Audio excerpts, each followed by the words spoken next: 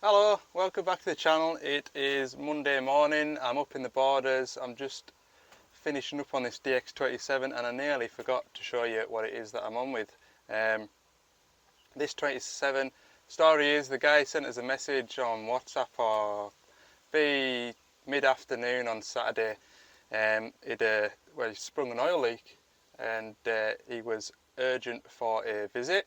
So I said, well, by the time I picked up the message, it was Saturday evening. I said, I'll come through tomorrow, which would be Sunday. But he says, oh no, don't worry, just make it first thing Monday morning. So here I am. Finally found the machine. There was a bit of frustration this morning, shall we say. So the guy told me what town the machine was in, and I said, grand, can you send us an address? This morning I looked at my phone, there was a drop pin, so I headed towards the town with the intention of picking up the drop pin once I was sort of in the area. By the time I picked up the drop pin was for somewhere in Bulgaria.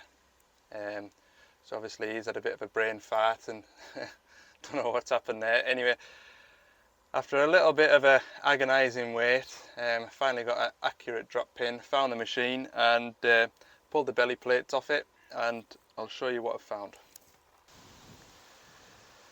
So the oil leak was coming from the valve chest area, which is around here. There's the belly plate underneath the valve chest. You can see it's soaking wet. There's a bit of oil about where the machine is. And it was nice and straightforward. It could have been any amount of hoses rubbed or fittings loose in among there, but happily it was this one here. This nut here just wasn't tight and it had blown the o-ring out, as you can see. So I replaced the o-ring, I put the pipe back on, and that's where you join me. I am just done with putting it back together. What I'm going to do now is check the oil level, which I think I would expect it to be low because he's brought it up that bank in there from the road, which is where it kind of first sprung a leak. So I'll have a look at this oil level just now. Yeah, it's not even on the gauge, so before I start it up I'll top the hydraulic oil level up. As low as it looks, I bet it won't even be 5 or 6 litres. The tanks on these aren't huge, so it probably won't take much to bring it back onto the level. Once it's onto the level, start it up, run it for 5 minutes, make sure the oil leak that I've found is the correct one, and I can get back down to Carlisle. Right, it was a touch more than I expected. It's probably taken about 10 litres out of that drum, so yeah, I've lost a fair bit. So I'll start it up now.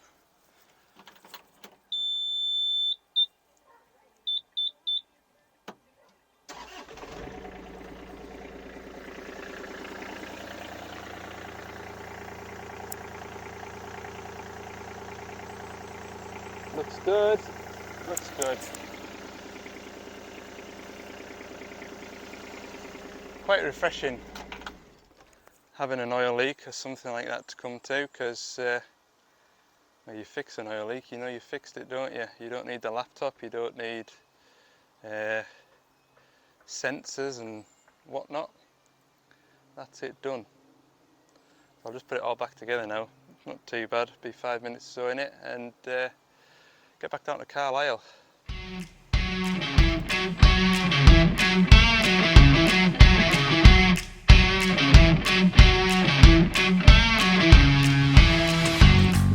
Right, I'm back through Carlisle. It is just after 1 o'clock. I've picked up a couple of bits to take out to a digger. I'm after a 160 LC, and that should be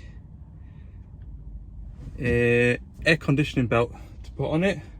And then on the way back for the same fella's a 235, the air conditioner in it's making a clicky noise from next to the seat. And I remember having a look at it, and I kind of lubricated all the parts and That seemed to have done the trick, but it's doing it again. So I think the teeth are a bit worn on the motor actuator, so I'll just nip in, and because I can't quite remember which actuator it was that was being a bit of a pain in the backside, so I'll just double check that. And then I have a 14 tonner it's away on a job at the minute. The fella's fetching it back to his yard for us. I'll get that before I go home, hopefully. Okie dokes, head out west now.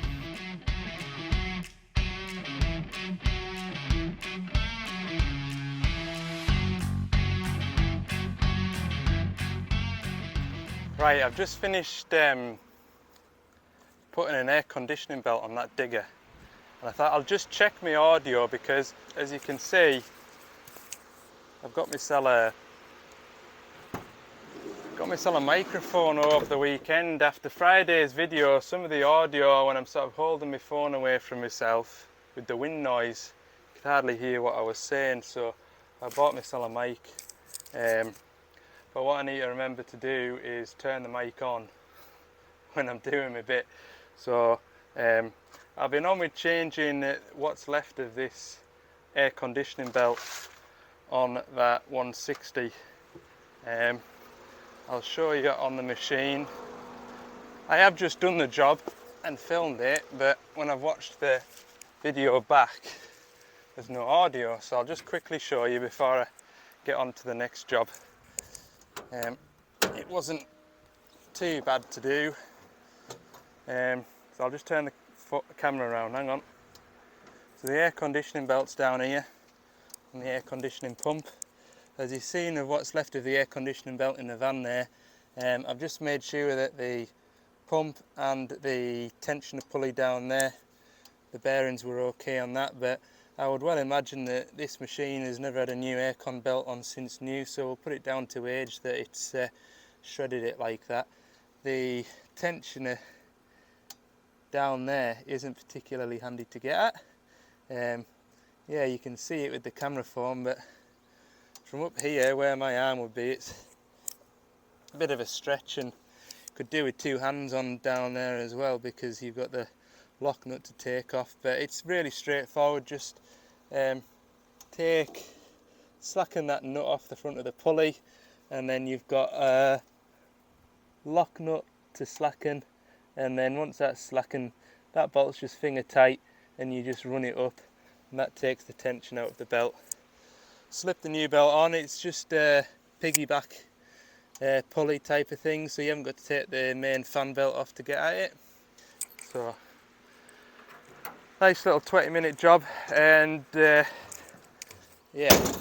I'll go and see this fella's 235 now on the way back for that clicking noise in the air conditioning.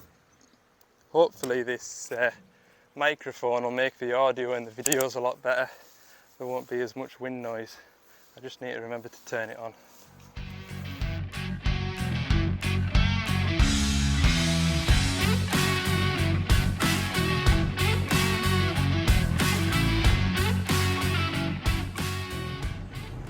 Just called in to have a look at this digger for blowing hot air all the time. There's a clicking noise under the seat, so down there's the heater motor actuator, and this is the hot water tap basically. So when you turn the temperature up in the cab, it moves this arm and allows coolant to go through the heater matrix.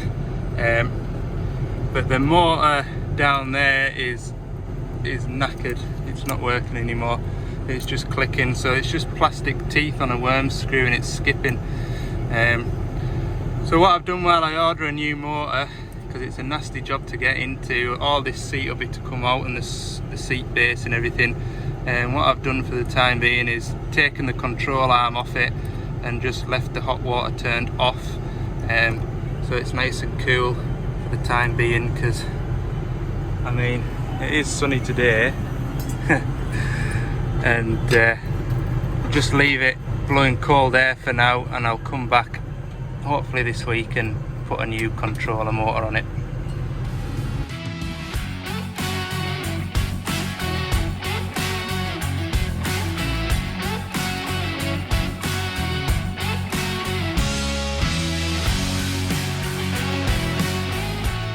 So I'm at the last machine of the day. This is a 140 LC, and you remember it from a couple of months ago. It was blowing the O-ring, the main pump feed, into the valve chest on the right hand side. I remember I replaced the O-ring in the fitting for the correct O-ring and found that the pump pressures were set at about 360 bar, so made some adjustments and dialed it down a bit. The fella said it's lasted a lot longer than previous O-rings I've done. I think he'd gone through about 4 in the space of a fortnight and he'd got a bit fed up with it, so it's done a few months. But question is, why does it keep, for that O-ring to fail, the fitting has to rattle loose. So why does the fitting rattle loose? That is the question that needs to be answered. So it's way down in there. You can't even see it. It's behind that fitting there. So I'm going to take this cover off and see if I can get any closer to it. Right, I've had, so it's this pipe down here. You see that one there, which is orange. What I've done, you can see I've put a permanent marker on it and I've drawn a line in it, so we'll be able to see if that moves any. If it blows an O-ring again, we'll be able to see if that nut has backed off any. The only reason I can see that nut coming slack is if the nut itself is split. There's a crack in it, so it's allowing the nut, as the machine's working, it's sort of working itself loose. I can't see any other reason why that would work itself loose. The metal pipe that the nut's attached to is held by a clamp, so I can't see that metal pipe moving too much. And it just goes onto the rubber hose down here, that one there. So that rubber hose goes onto that metal pipe, and then that bit there is the clamp that holds it, and that's tight. And then obviously it goes up onto the valve chest here. I did get a couple of flats, so I did get a little bit more, I did get it nipped up a little bit more, which is why there's a bit of oil about, because to get at it I had to take that pipe off there to get a spanner onto it. Yeah, I've double checked the pressures again, they're alright. They were sort of, you're looking for about 330 bar and they're about 325, so that's perfectly acceptable. So yeah, I'm not sure. I don't know why it's wanting to work itself loose. I'm pretty sure when I was here last he told me that that was a new pipe that was on down there. I could be mistaken because it does look quite old. There's not much paint left on it, but if he's had it off 5 or 6 times, then you wouldn't expect there to be much paint left on it. Anyway, we'll just have to see. We'll just have to see. I'm going to put that plate back on, pack up. Right, I've put that digger back together, worked it a bit, everything seems alright. Like I say, I've put a permanent mark on that nut, and he's gonna give it a couple of days work, take that plate off, which is just a 2-minute job, and just see if the nut's moved any. I think if that nut's moving, the only reason I can see it moving is if the nut itself is split or damaged. And from there we'll just have to see. He was talking about putting a straight rubber pipe from the pump straight onto the valve chest. So we'll see. We'll take it from there. Right, that is the end of my day. It's 25 minutes past 5 and I'll be about 20 minutes home, so not a bad finish, not a bad finish at all.